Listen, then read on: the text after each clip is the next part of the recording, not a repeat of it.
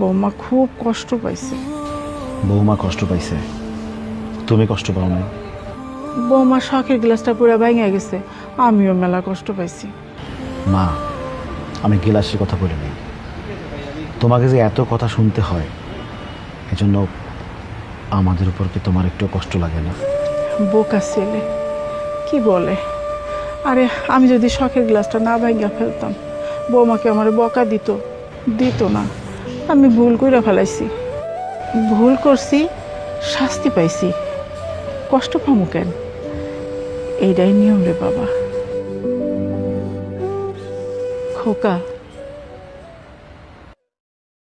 আমি বৃদ্ধাশ্রমে যাবো না, তুই আমার বৃদ্ধাশ্রমে পাঠাস না। আমি যতদিন বাড়িতে থাকি তোর সাথে থাকতে চাই, এখানে মরতে চাই। তুই বৌমা একটু বুঝাই কর না, আমি এই বাড়ির একটা কোনা করে থাকুক, তাহলে সব কাজ কাম করে দিব। তবুও তোরে ছাড়া আমি থাকতে চাই না, তোরে ছাড়া আমি দূরে থাকতে পারব না। আমি তোর সাথে থাকতে চাই বাজার।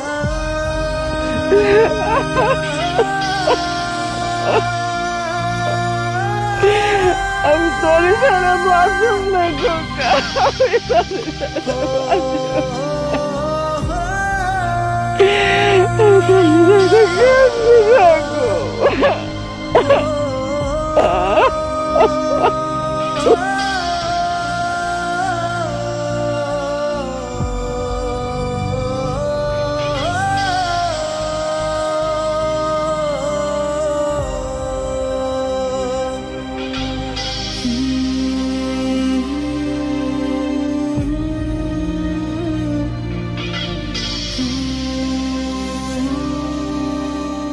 দাঁড়াও, তোমার মাকে যে বলতে বলছিলাম বলছো? কি কি মানে? এই তোমরা মা ছেলে মিলে কি আমার সঙ্গে মশকরা শুরু করছো?